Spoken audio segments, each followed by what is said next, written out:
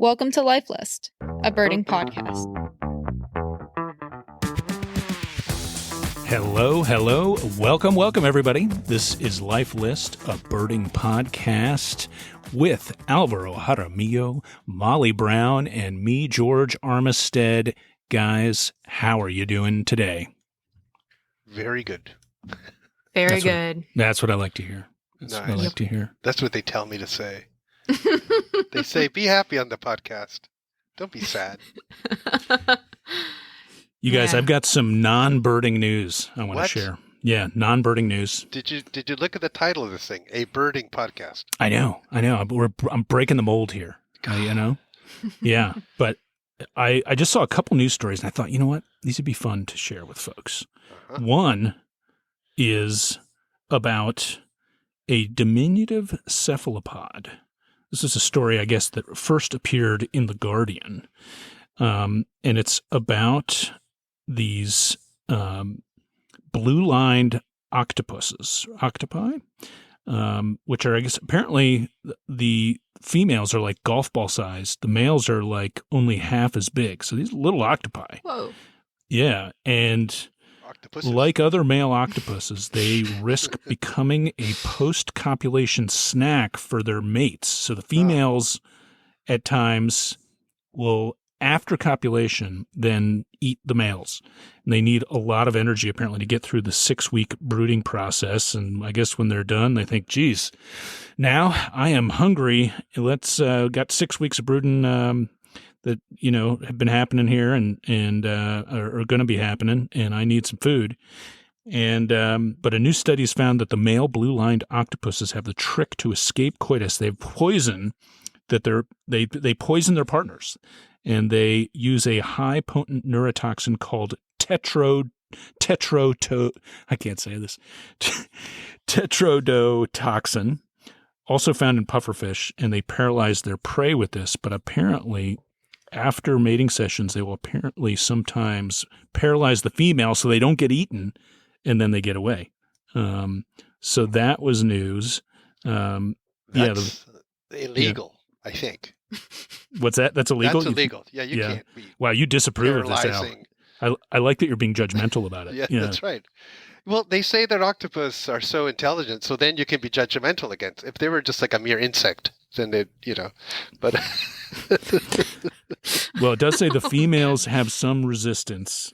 None of them died as a result of this poisoning, but they just become like paralyzed for a while, so they can't eat the males, and maybe they're just relaxing. weird- Still a little thing. like you. Yeah. it kind of gets at the fact that people say, this makes no sense for the survival of the species, but it's each individual's out for themselves in a weird way. Like the male wants to get away, so maybe he can copulate again and what have you, and she wants the food to raise a young. And in fact, that's a benefit to the male as well. But there must be some micro calculation there where it's still better for that male to get away, and mate again rather than feed the young through his own body, right? Like, Yeah. That's kind Weird. of what I was thinking too. It's like natural selection and process, but it's weird that you're kind of seeing the middle of it. I guess it's not killing them, but there must be some balance where in some situations for the species, it's better for the species if the female is able to eat the male, because this is not happening it's always. better for her genes, right? More than the species, right? But yeah, she would get the benefit of all that food, but that also benefits the male if he gets hardier young. Right, if he gets to pass on on the but genes. it might just not be enough for that male to not need to just go on mating. You wonder too if It's maybe sort of weird. Well, I It's guess really I mean weird. for the species survival aspect, it's because sometimes it's happening and sometimes it's not, right? Mhm. So it's not that one is winning out. Maybe one is. Maybe this is like, a transition and progress, and you're catching like the snippet of evolution where eventually all males will be poisonous or not. Or maybe like when the males are young enough to like there's probably I don't know, when they get older, they might be better used as food. Well, maybe they're always yeah. going to use as food, but maybe they get to a point where they're like, you know what, geez, this is a lot of, there's a lot of energy and time and everything, and it's been 5 years as a half golf ball sized octopus. You know what? I'm not even going to bother with the poison this time. She'll just eat me. That's fine. Well, yeah, that's okay. I was thinking like, is this multiple years of marriage talking here? Like, the way this is no reflection on my marriage. I'm like, Alvaro, you stop it. You're going to get me in trouble. My wife does listen to this podcast, by the way. Look at him. He got all like intense. Oh, yeah. No, I'm going to get in big trouble. Big trouble. Yep. Okay, well, maybe I'm throwing out a lot of assumptions here, but maybe males and females are born at, roughly 50%, but you really only need 10% of those males to sustain the species. So then you're eliminating competition. Right. That might be the kind of thing that's happening. There's all sorts of things. That's one of the things that we always had a problem, or at least a lot of us who were used to be in school studying behavior had a problem with. You can always come up with these wonderful stories that seem to make sense, but they could not. It could be something completely different that's right. going on, Yeah. or Nobody's be a little thinking random. And you're thinking like, wow, like we're in a really awful kind of topic that we deal with, in that it's really fun and it's fun to discuss, but it's unlike physics where you can go, okay, here's the equation and here's how it works, so this is it. You sort of end up almost always kind of second guessing everything you do and everything everybody else does, because we're like, how much of this is actually true? It's like, it's sort of an interesting concept, but it's good fun, right? Because I think to come up with some good BS theories that could actually plausibly be true, right? Is logic, sounds like podcasting to me, right? Yeah, that's right. This is podcasting gold. It's like just theories about animal behavior. Just go. Yeah, well, I like that one. I thought that was a juicy one. Yeah, I did just Google them. They're beautiful. They're really nice photos, too. You wouldn't really realize how small they are just from the quality of the photos. But they're the one image I saw sharp. in the story was gorgeous. Yeah. Well, that was a good one, story. I also saw this other story, and this is from National Wildlife, which is a pretty awesome little magazine put out by the National Wildlife Federation. You can go to nwforg.org for National Wildlife Federation and become a member and get your National Wildlife magazine. I would encourage folks to check that out. They have a lot of good stories. They do a lot of good work. And this story is called Color Coordinated Attacks. It's about one of the swiftest animals on Earth, the striped marlin. And apparently using high-resolution drones, some biologists from Germany's Humboldt University captured rare footage of these striped marlins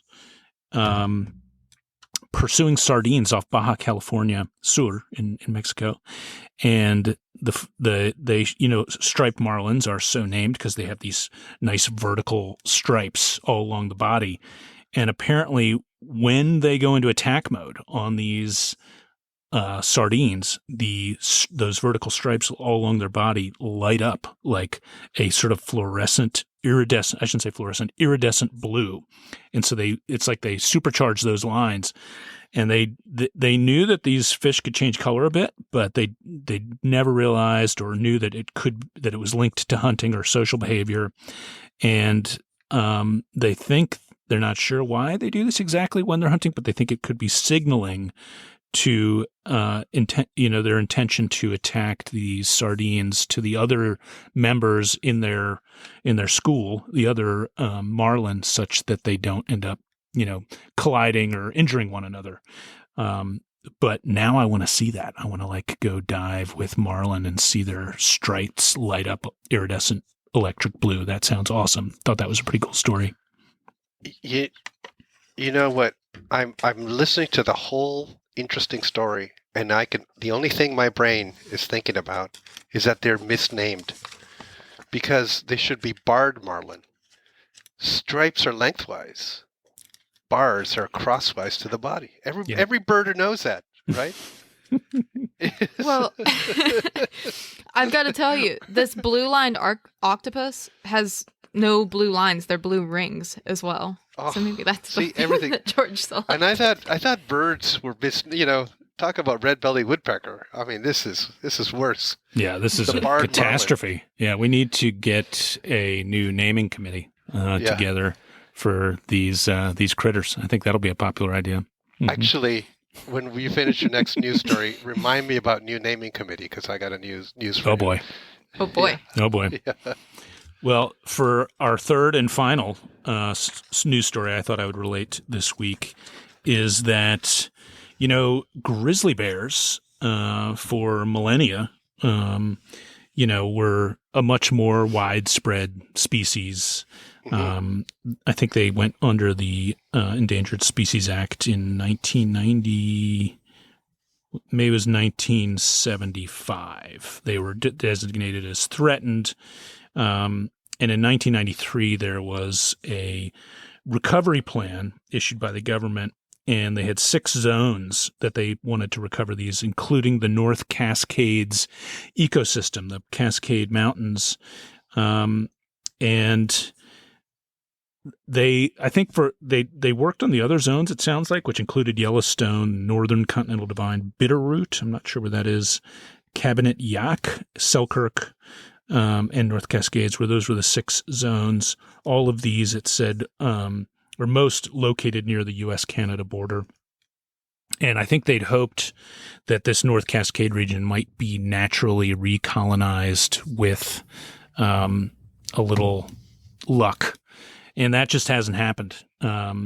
So in 2022, they issued a new reintroduction plan, and in April 24, they decided they're moving forward with it, and they are now going to release 3 to 7 grizzlies annually for the next 10 years to try to establish a population of at least 25 brown bears, grizzly bears, and they say 60 to 80% will be female to try to boost the odds of success, and that these will all be between the ages of 2 and 5.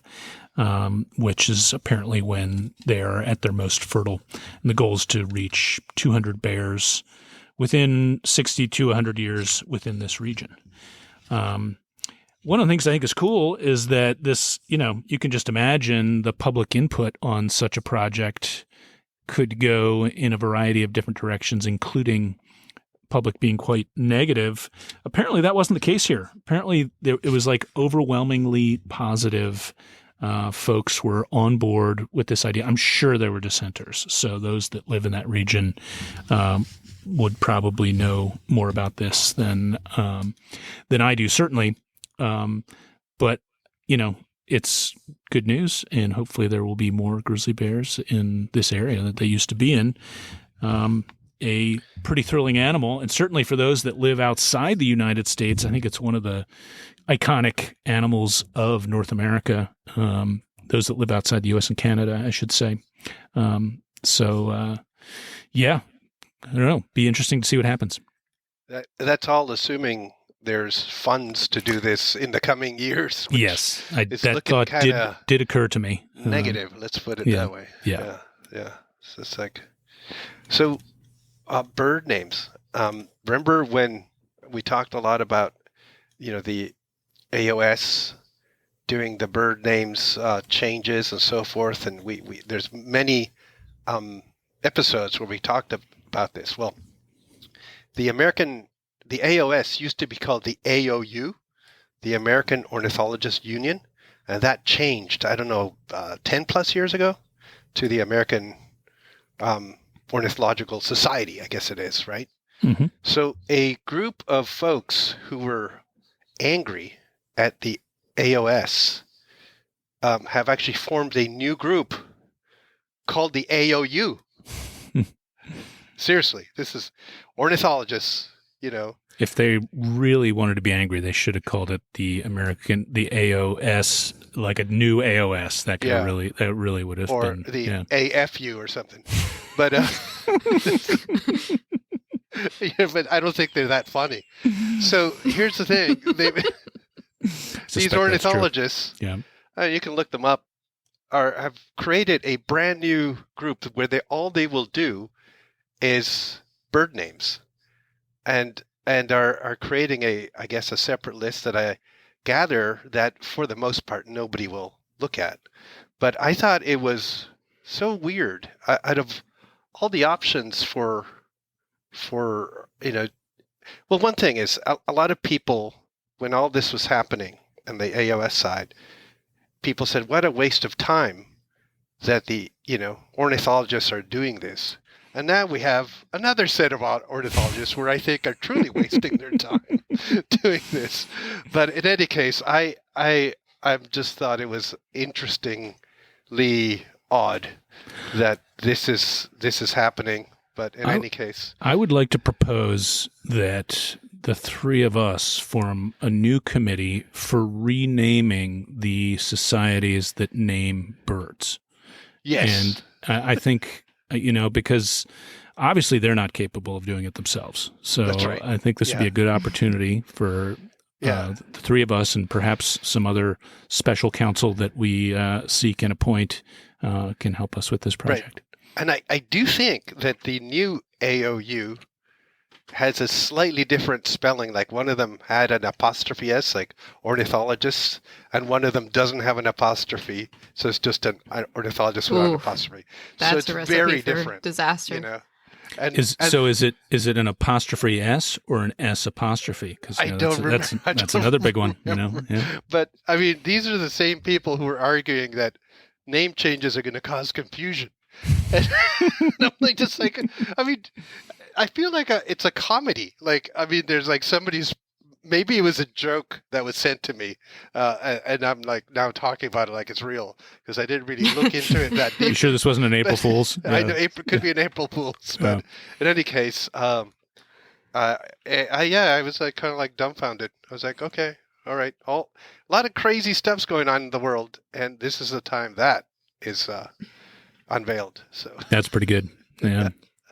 Well, I mean, this is like technically something that can happen because there is no legal entity that's doing any of this, right? So really anybody can group together and call birds anything they want.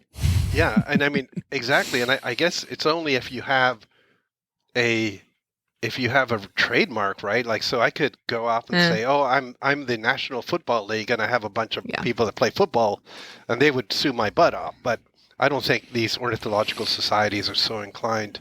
Yeah, and you would not have the Super Bowl champion Philadelphia Eagles within that league. So I just point that out as something to consider. Well, but their Eagles are in the bird names though, so they might start changing the names of teams Did not to think of that. The Philadelphia Bald Eagles, which would not be good. The Philadelphia American Bald-Headed Eagles. Bald-Headed Eagles. And who knows? The Russians get in there. You'll be the Philadelphia White-tailed Eagles or the Stellars. Stellar Seagulls are too cool for Philadelphia, aren't they? No. Yeah. So I don't know, but yeah, let's. Why don't we form a new committee? Just like, bird names for laughs. Mm-hmm. Yeah. I don't know, but there you we go. go through a lot of bird names for laughs on here. I think BS. that's right up our alley. BSBN. Bullshit bird names. We could do that. That's right, BSBN. Yeah. I know. It's firmly within our grasp. Yeah. Yeah, we have the expertise, don't we, Mollee? We can do that. Yeah. There we go. Wow. Oh, man. Alvaro, we got to ask you here. Like, we barely understand what we're seeing. Folks can't really grasp, but what we're seeing is, first of all, is that Alvaro is on Eastern time, which is unusual. Yeah. The three of us are all in the same time zone. It does not happen very often. Like, maybe never? I was going to say, maybe this is the first time ever. That seems possible. And you have a barn behind you. There's something that looks like a chocolate lab periodically I was going to say, your dog has mutated as if it's gone farther north and gotten bigger. Yeah, exactly. Like Bergman's rule is Yes. like, there are is three happening. big dogs running around back there. Yeah, but I was going to say the dachshunds. This does not look like your dachshund back there. That's right. Yeah. So tell folks where you are and what the heck you're doing. So I'm near a little town called Sterling, Ontario, and in the family compound of my brother-in-law, with a barn in the back, and nice chipping sparrows singing, yellow-shafted northern flickers are around. The arrival barn swallows, just saw them this afternoon, so kind of like real springtime in Ontario. This sounds like my yard right now. But that's please. right. Yeah.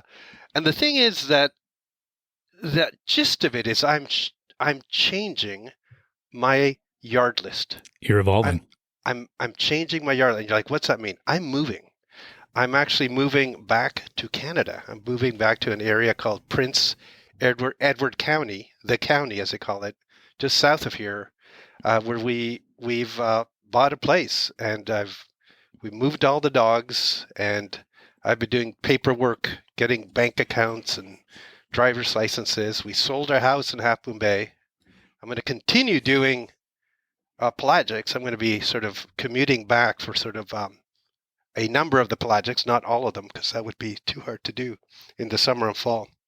But essentially, we don't get overly political on this podcast. Things were getting a little tougher for me to see, both economically and in other aspects, living in California, where it's very expensive, and paying for college, and thinking there's going to be economic disruption happening in the future. So we thought, why don't we go kind of back home, where we have much lower cost of living, where it's just a brand new start, and we can kind of live in a more tranquil kind of headspace. Let's put it that way. So, and it's getting back to your roots a little bit too. Yeah. It's like you got a lot. Both you got a lot of family out there. So that's right. Yeah.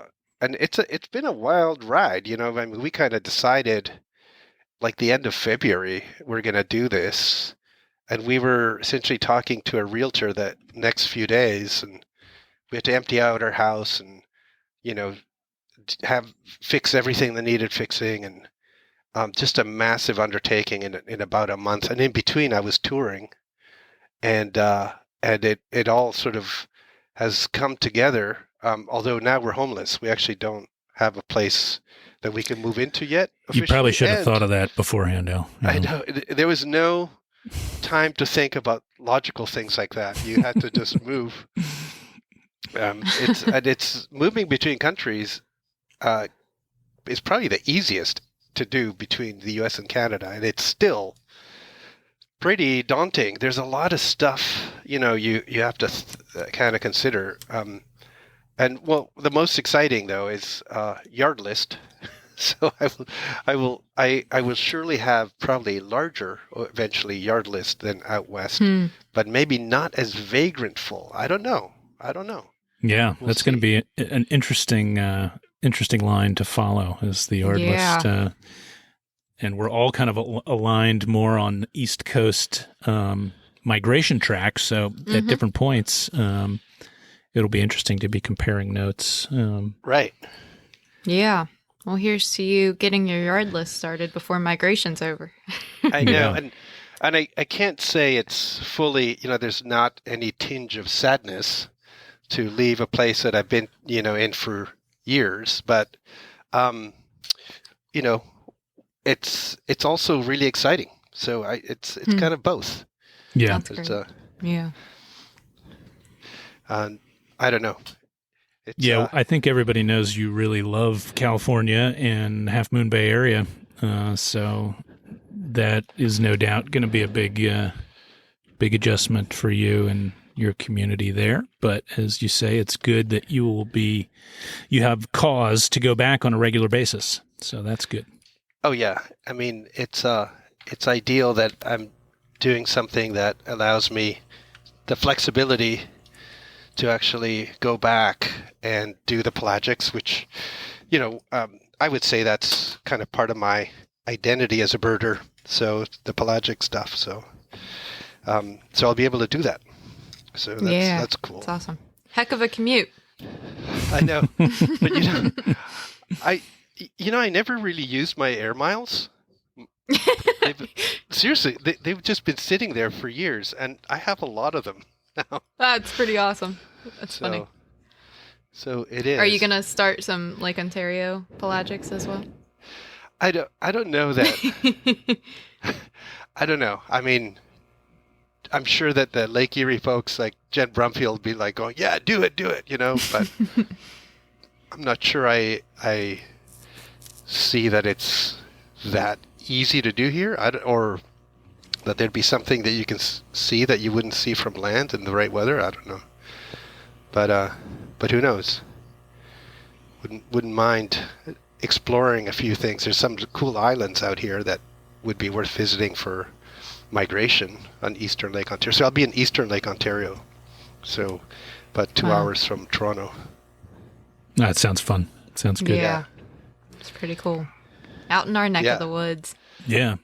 And yet I've never birded up there, so I plan to come crash out at some point, Al. Save some room on the couch. I'm sure maybe me and Mollee and the gang will migrate north to come up for a visit at some point. Yeah, suddenly you're like our central location. That's right. And it's on a peninsula. If you look at the map of Lake Ontario, there's a peninsula right on the eastern part called, it's Prince Edward Point, and it's Prince Edward County, and it is as far from sort of the mainland as Long Point or Point Pelee is, but it's bigger. So I'm sure that migrants arrive here and then they spread, but there's a real, I think, opportunity for discovering some new things if you're there all the time. And there are active birders, don't get me wrong. Like, there's a lot of active birding, and there's actually a bird observatory. I was going to say, I just Googling and I found Prince Edward Point of Bird Observatory. Yeah, that's just going to be a few miles from where I live. Very cool. So, but still, I think it's not the kind of place that gets the masses that you get at, Point Pelee or Long Point. So it's going to be interesting. Yeah. So much Canadian content coming our way. Yes. I know. Yeah.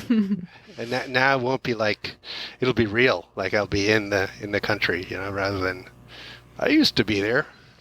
We finally successfully infiltrated Canada. It's been a long road. Yeah. It took its time. Yeah. So that's going to be quite a change, and I'm sure that some of the California folks that know me might be hearing this, this week, and they're probably going to be like, "What? He was kind of a standard birder over there, and there's always some level of disruption that happens when you have people who've been around for a long time that move around. But on the other hand, change is the only constant in life, right? You just move with whatever you think is necessary or healthy. Let's put it that way. So I think. Yeah. I think we're not quite ready for true Canadian winter. We'll have to ease into it. But I imagine your tour schedule will adjust accordingly. Yeah, I know. I won't be here at all. But what is interesting is that there'll be a real summer here. Like in Half Moon Bay, the temperature doesn't vary that much summer to winter, and often the middle of summer is foggy and cold. And, everybody comes to visit with their shorts on, and before you know it, they're buying sweaters at the local stores. And it will be fun to have proper summer where you can sit out in the evening, and just be outside and listen to the insects. We had no insects hardly in Half Moon Bay because it's just so cold in summer. We had some warmer periods, and usually it's September, October. And it's just that they're sunnier, but they're not truly warm either. There's always this cold air. So I missed that sort of summer that I grew up with, So wow, yeah, so man, it's right around the corner for you. Yeah. Well, I know. Congratulations on the move. That's really exciting. Super inspirational to see that this is something that is good for you, and you went for it. And man, you have gone for it. I can't wrap my head around how quickly this has all happened for you. I know. It's really awesome. Just a few weeks, and it's like, all right, let's just do this. Yeah. And everybody's been very supportive about it. You guys, family, everybody. So it's like nobody sort of said, "Are you crazy?" Even if they have been thinking of it. So it's like, so that's cool. I did on the drive yesterday. I sort of drove in the town area, like the region where we're going to go, and I drove by the house because I've never seen it. And right as I was getting to it, there was a crow chasing a raven. And it was weird, kind of a full circle moment for me, because ravens used to be so rare this far south. And to think like, oh, wow, raven will be a yard bird, in this place. They're a yard bird in California. They've always been much further south than the west. But I thought that was pretty interesting. But the little town, Picton, near where we're going to live, is kind of getting popular. There's like wineries and brewing spots and restaurants, and kind of the Toronto people are kind of getting places for the weekend and all that out there, because it's only about 2 hours away, 2 hours and a half or something. But there's this theater downtown, which is an old theater, and it's been bought and revamped, and sort of it's apparently a super cool thing to see. But the guy who bought it and did this was Eugene Levy. No way. Yeah. So I said to my brother-in-law, it's like we're moving to Schitt's Creek. And I was like, yeah, Schitt's Creek. It's a little Schitt's Creek with a bit of Letterkenny in it, and then you kind of got the place, Wow. Whoa. Wow. Yeah, it's there you go. Looking at the map, my info. Looking at the map, it looks like a good area. Like if there was ever a storm, I could picture getting some interesting birds. Also, you're not that far from the legendary, maybe as the driving there, I don't know quite how close it would be, but that Amherst Island, famous owling spot, still is. Although I think it's not quite so good as it used to be. I don't know if that's an access issue or what. I'm not familiar with that. Yeah. Used to be like a super famous spot, I want to say like in the 80s and 90s. Al, you've probably been there at some point? Yeah. And it has periodic like vole outbreaks. And I think it may be that it just hasn't had the right outbreak recently, or perhaps now owl information's kept a little bit more on the down low. Mm-hmm. But I think there was a time that it had in one day you could see more owl species there than any place ever, like in North America. I think everything was there. Yeah. I mean, there were, hawk owls, great grays, boreal owls, saw-whets. Lots of snowies sometimes, I think. And I think still really good for short ears at times, for numbers of short ears. Yeah. And I'm sure that I'll see snowies all the time where I live, so that's going to be interesting. Yeah. And snow buntings and all that in the winter. But today I was just, down in the city of Belleville, which is not that far there from there. And I was surprised that the river where it feeds into sort of the lake and, sort of the that area, that it was full of buffleheads, like, I want to say like 120 buffleheads. Hmm. And to me, that's a lot of buffleheads. In the West, we'll see like 20 in a good, but it was just masses of buffleheads. And I'm thinking like, wow, if you hit this right, you could see 500 buffleheads here. That would be interesting to me. Like, it just sort of things like that. And if I can be here in one day or two and have things that sort of I find weirdly odd, I can see a future of interesting stuff to look at. Mm-hmm. So, Wow. Yeah, there you go. Moving to Canada. My accent's going to change. Wow, that's terrifying. Yeah, that's the scariest thing you've said yet. Yeah. Yeah, I've had you to know, I don't know spell if you know, things Al, differently. my mom is from upstate New York, not so far from where you're going to be. Oh, yeah? Yeah, she's actually, the town she grew up in was actually north of you a little bit. But probably, you know, as the raven flies only, I don't know, 50 miles, something like that. Mm-hmm. So yeah, I loved going up to upstate New York where my mom grew up in the summertime. I remember seeing my first Henslow's sparrows there and first alder flycatchers breeding and first evening grosbeaks, a whole bunch of stuff. So anyway, not that it's exactly the same as where you're at, obviously, but should be some fun birds to look at. Look forward to hearing about those as time rolls on. Yeah. I still, out of all the weird things that we've had to adjust to, one thing was like I had tickets for multiple tours all set up already from months ago before we even were going to move. And then I have these tickets from, it was like on the Finnish airline to go to Finland and Norway and all that. And, right. And then I was like trying to sort out, like, how do I change these?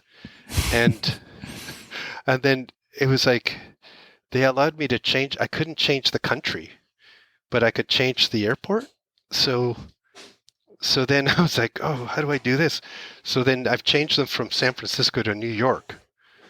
And now I have to get like a separate set of flights from Toronto to New York to get me down there. and then I was just like, who knew? Like I just felt like yesterday that I was buying those tickets and I had this nice plan of how it was going to be. And then suddenly I'm like trying to revamp all my flights because I'm not going to be in the same airport. It's sort of, it's that level of quick how this all happened. So. Well, we're excited for you guys. That's going to be, it's a big change and it's a quick one, but it's exciting. Cool stuff ahead. Yeah, I do think so. And the birds are going to be, it's been a long time. So there's a lot of stuff I've lost. I really don't know what some of these warblers sound like anymore when they're singing, on territory. I haven't heard them for that long. So, yeah. So that's going to be good. It's going to be fun. Yep. Yeah, there you go. I'll keep you updated as other adventures happen. Or if I meet Eugene Levy, I'll try to get him into birding. Dude, you got to get Eugene Levy on the podcast. Like that's your goal for the next year is to get us talking with Eugene Levy on the pod here. When I was a teenager, I used to go door to door, with one of these environmental groups that was called Pollution Probe. And we would get sent to different, it was a summer job to talk to people about pollution, becoming members of this group to try to, and I actually got Eugene Levy once. His house? His house. And he were was you like, hello? And he was like, and I was like, hey, you're Eugene Levy. And he's going, yes. With those eyebrows, eyebrows. Iconic eyebrows. And I said something like, hey, well, do you want to join our environmental group? And he was, I don't know what he said, but it was sort of like, I should have just said like, oh my God, I love your whatever. But I went right with my speech, and it was before cell phones, so I don't have a selfie or anything. So. Wow. Oh, man. That's hilarious. If some of you are like, who's Eugene Levy? Just look him up. You will have seen him in multiple movies and Schitt's Creek and American Pie and all those, those SCTV way back in the day. Yeah. Way back in the day. I'm sure he's been on Saturday Night Live a bunch. Yeah. No, but he was in all those movies about like the dog show one, all the Christopher Guest movies too. Yeah, right? He's been in all those. Yeah. Maybe not in the Spinal Tap, but he's been practically the other like ones. Waiting for Guffman and Best in Show. Wind. Yeah. I can't believe they never did a birding movie. It's like might happen. Yeah, it's so right in their zone. It's so right there. Now you're going to meet him on the street and be like, well, remember me? And yeah. And there you go. You're like, I tried to get you to become a member, remember?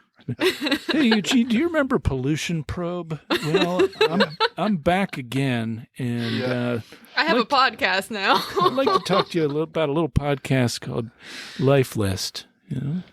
Yeah. Yeah. No, that's I actually also in that job I got Andrea Martin, if you know her. She's she was the aunt in My Big Fat Greek Wedding. And and she's one of the other people who's been on a lot of these comedy things on the SCTV person, well known in Canada, but probably I would knocked on recognize her door. then. Yeah, knocked on her door, and I was like, "Oh my God, Andrea Martin!" That's yeah. So Canadian content will increase quite a bit. If Nice. Yeah, I can tell you what life is like over here.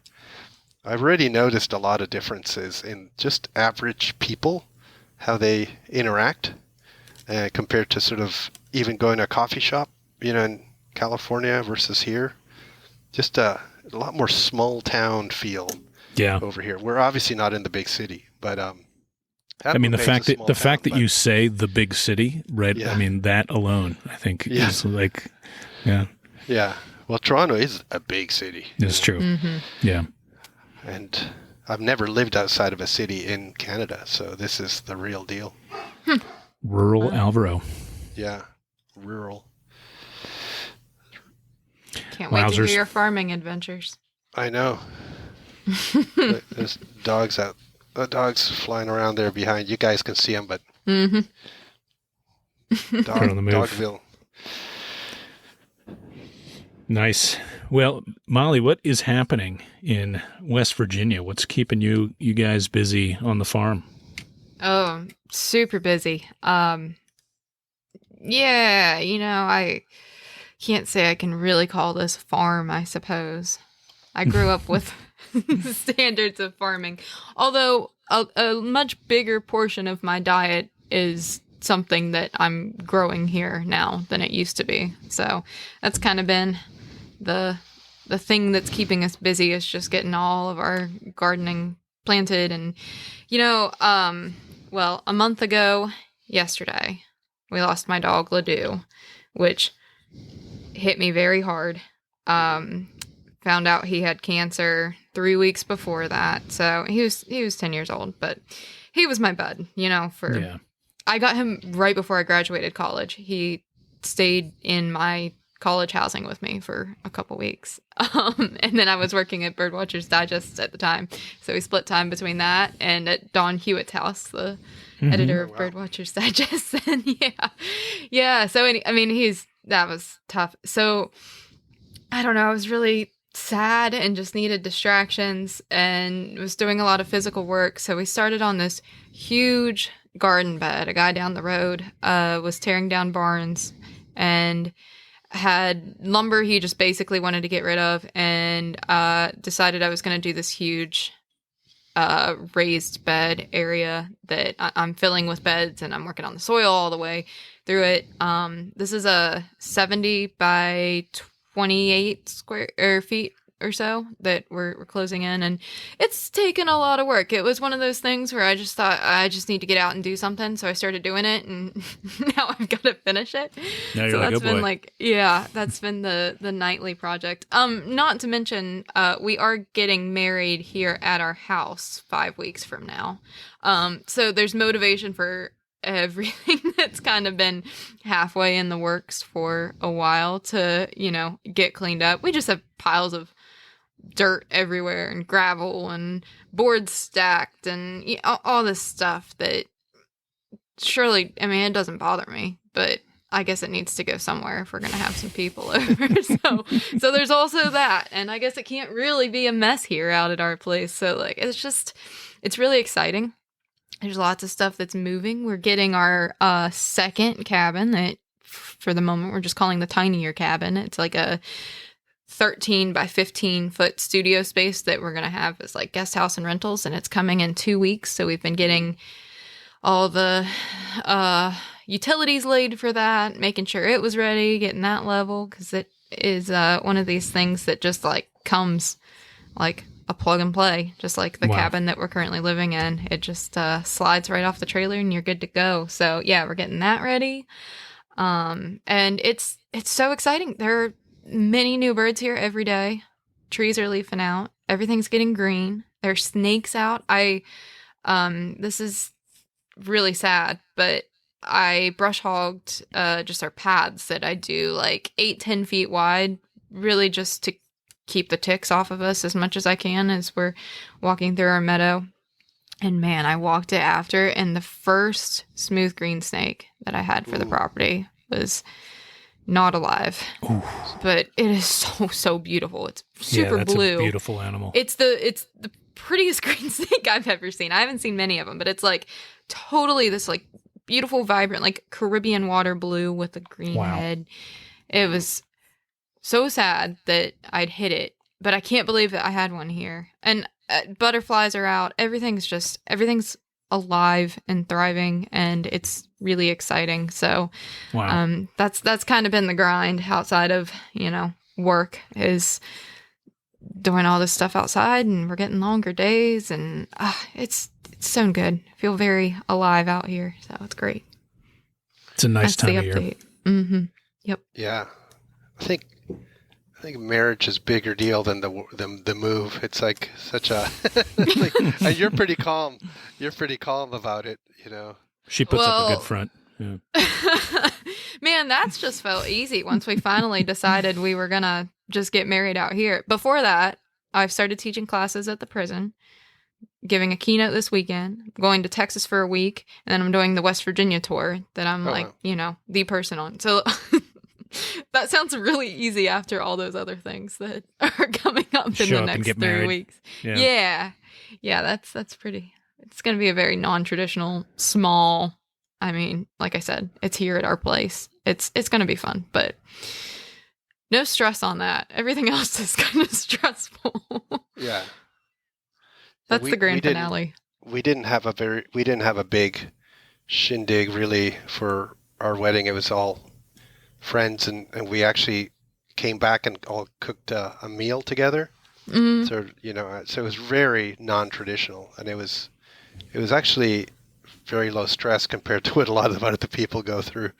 And I think sometimes those more unique and personal things that one does are more memorable than the stuff that you would do almost to fit a role that you think you might have to do as, if you're getting married, or if you're like, it has to be this way and there has to be this and that, whatever. And then when it all happens, you realize that all the stuff that really you remember, even from other people's weddings, are those little things that are not the big accoutrements of the thing. So. Oh yeah. Yes, I know. That I didn't really plan on talking about this, but we got engaged, I don't know, 2 years ago. We were moving out here. We were getting, our land situated, and there were just all these other things that just felt more exciting and like a priority over the wedding. But also the idea of a wedding sounded very stressful until we really started saying there are no rules. Who cares what you're doing? And now it's just been fun. And now I'm like, man, my friends are coming to our place, and a lot of my friends are birders and they don't live around here, so it's such a perfect excuse to get everyone together. And we're doing a bird walk. That's on the schedule for the day. That morning we're just gonna walk the trails here at our place, and I figured we'd do a woodcock send off because, well, you know how that is here. So I thought that would also make sure I could get in bed at a decent hour. When the woodcocks go off, y'all can leave. That's my plan. There you go. Yeah. Yeah. Wow. So That's cool. Good stuff. So not much going on then, huh, Mollee? Yeah. No, typical. Hey, Slow life. I probably asked this question when you talked about your cabin way back, but do they go on a foundation or like stilts or something? Or they don't. So the cabin that we live in now, and I guess I'll back up and say we got the land. We wanted to build a house. We actually designed a house. We worked with architects. We worked with contractors. But this was sort of height of the pandemic, and long story short, it was just crazy. Timelines, prices, everything was just way beyond what we hoped it would be and what the typical, standard would be for that. So we had always thought that we would have a sort of guest house, rental house elsewhere on the other side of the property eventually. Mm-hmm. And then we eventually just decided we'd flip it, and we'd do that first, and we'd live in it. And whenever we felt like building our house, when the market and everything calmed down, we would do that. So that's what we did. And this is a cabin from Lancaster Log Homes out of Lancaster, Pennsylvania. And they build these, it's called a park model cabin. It is 12 by maybe 34, 32 square feet. And it's built onto a flatbed trailer. So I'm sitting on the flatbed trailer. That is it. Oh. They came, and so it's all just built as a unit. And we had the site ready, and they parked it, and they drove off. So we took the tires off, and we built up around the edge of the trailer, so it's all filled in like a cabin. And it has a 10-foot porch on it too, but the tongue of the trailer was sticking off the front, so we built an extension of the porch that's like one step down, and it's kind of the whole width, and it's 6 feet long or so, basically, to cover up the tongue and to make a step to come up. And that's it. And it's been really easy to customize and work with it because everything's just kind of built straight up. Like the wiring just goes straight down to the bottom, and it's pretty easy to get under. So just and it's solid wood. This is a pine cabin. So there's nothing really to, cut through or anything. We installed a wood stove ourselves, and we cut a great big hole for the vent in our wall. It's, like a 12-inch diameter, and we just went through it, and we've customized the wiring, and we built out it had the rooms and everything. It came ready made, but we asked for it not to have the countertops and the lighting fixtures and that kind of thing, and we kind of restructured it a little bit to work as a slightly more permanent space. But that's how it came. This reminds me, I drove when you said pine house, I drove by this place yesterday that I'm going to have to go back and photograph this and also see if it works. But it was the Birdhouse City, and it was like 100 or so purple martin houses all in a row, wow, all and some trees and all this, and each one was a different color, and it had a big sign, Birdhouse City, and I'm like, wow. What is this, I've never seen anything quite like it. Of course, they were all empty right now. But I don't know if it's, just for show or if actual birds nest. They're going to be overrun in a couple weeks or something? I mean, yeah, or just house think sparrows. by now, you'd think you might have a few. Yeah. It's further north here. But yeah. We're going to learn. I was going to say, they start showing up here sometimes even in late February. But that's the earliest possible. But yeah, maybe there's not enough food up there yet. Yeah, and everybody's talking about the late spring. I don't know. Apparently it was snowing just a week and a half ago. It's weird. It feels like some stuff is ahead of schedule here and other stuff is not. I don't really have a sense of... I've only been home a little over a week, and I feel like I'm still getting my bearings after being away a lot, but did go out birding this morning.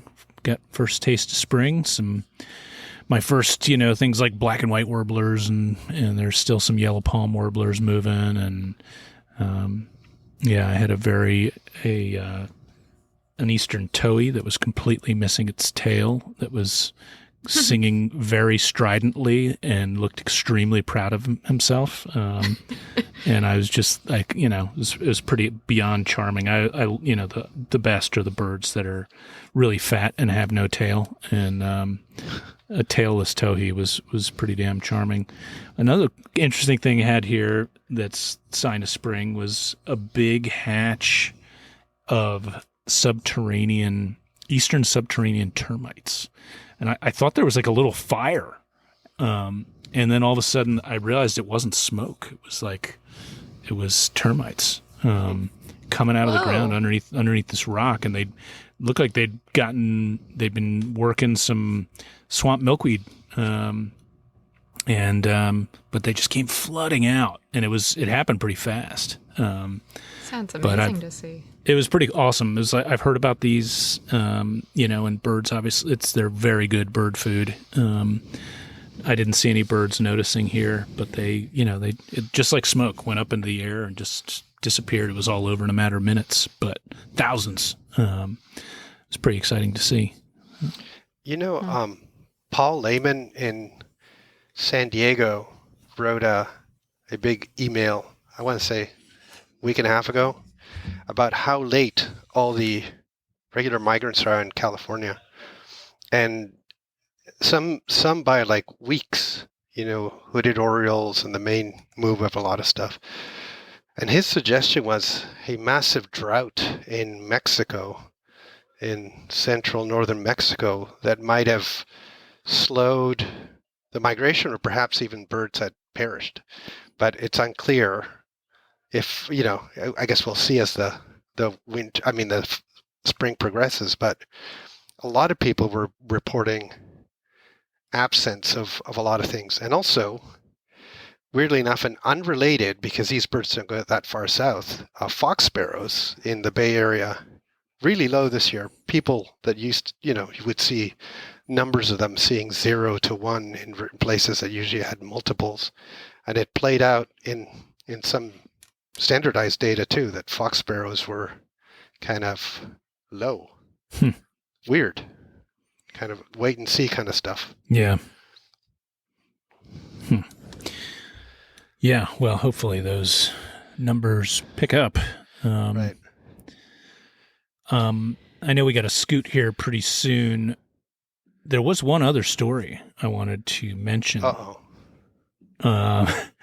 Which was that the Galápagos rail has reemerged on Floriana Island. And I don't know if you remember this, Al. One of the tours I did there years ago, I was pretty sure I had one scamper across the road and disappear. I remember Peter saying that they were there. Yeah, Peter Freire. Yeah. Yeah. Interesting. I wonder if they just haven't been officially there. That's kind of what I wonder, because it says after nearly 190 years, it's been spotted again and confirmed. Basically not since the days of Darwin had it been documented. But obviously about as sneaky as birds get, sneaky and retiring. It's, for those that don't know it, it's extremely similar to black rail. But in very different habitat. Actually, forest, really kind of an array of different habitats.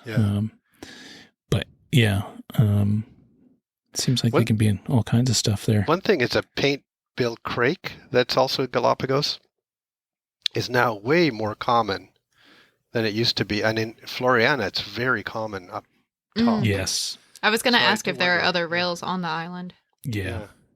That was when I saw this bird that I thought was a Galapagos rail at the time. I thought, well, maybe I just saw like a young paint-billed crake, that was dark, and I ended up kind of chalking it up to that, which it could have been. I really didn't see it very well, and it's been a long time, but the locals call the rail, Galapagos rail, pachay. The pachay. So you always say, "I've seen any pachay," and then they'll go, yeah. And then I always ask, the red leg one or the green leg or the dark leg one, because then they'll, oh no, the red leg one. Then it's paint-billed crake, and if it's the dark leg one, it's that's a Galapagos rail. But they don't have a separate name for them for the two. Sort of interesting. Yeah.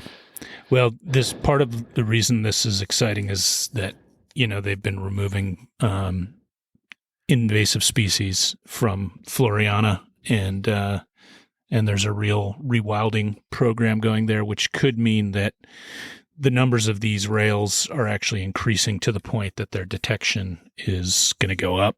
I'm sure now that people know they're there, the detection will go up for sure. But there might actually just be an increase in overall numbers of those rails, which would be exciting. Oh, yeah.